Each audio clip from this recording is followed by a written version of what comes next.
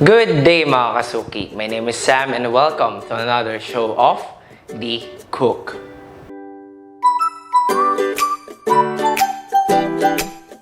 So yun nga mga kasuki, no? Today we're going to cook something special for you.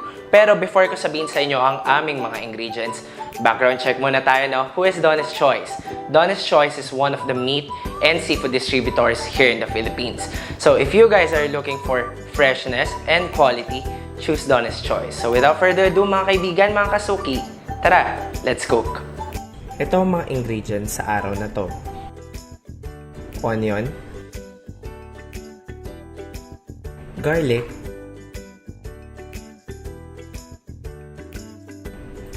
pechay,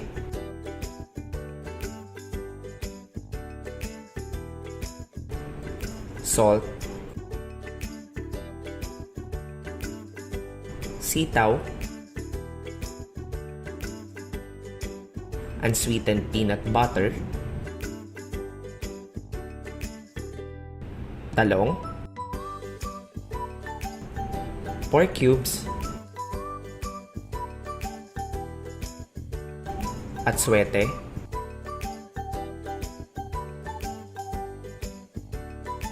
and lastly, kare-kare mix.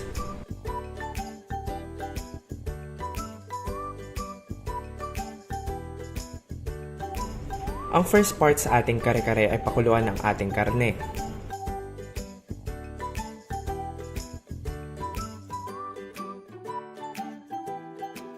Pagkatapos pakuluan ng ating karne ay buksan ng ating kalan.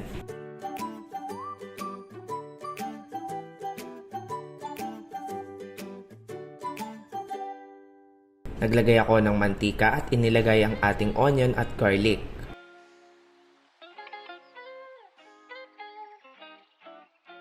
Sunod naman na ating gagawin ay igisa ang ating karne at ilagay ang ating kare-kare mix.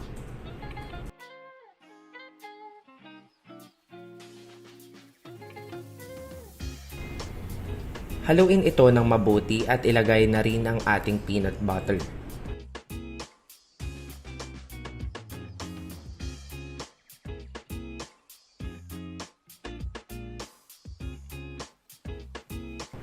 Dahil medyo natuyo ang ating kare-kare, nag-add na rin ako ng tubig.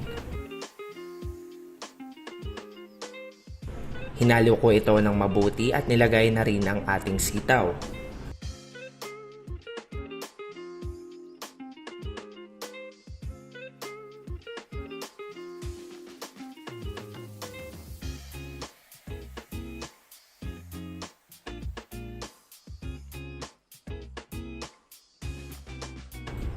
Sinunod ko na rin ang ating talong.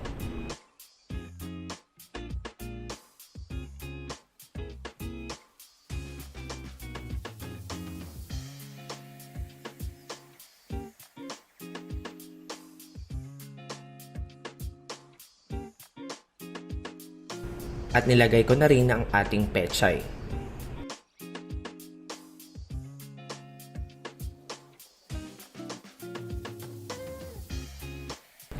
Naglagay na rin ako ng salt and pepper to taste.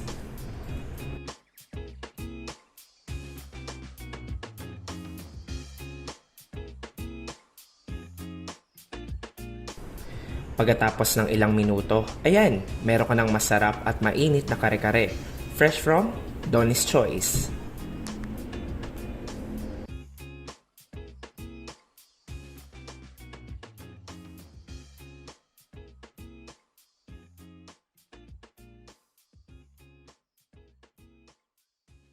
And there have it mga kasuki, our very own kare-kare fresh from Donna's Choice.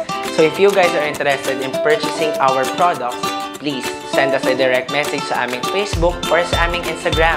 You can also send your order sa aming website, www.donnaschoice.com. And please follow us sa aming TikTok and Instagram, Donnis_choice. And lastly, hit that subscribe button. So once again mga kasuki, my name is Sam, here at Donna's Choice, The Cook.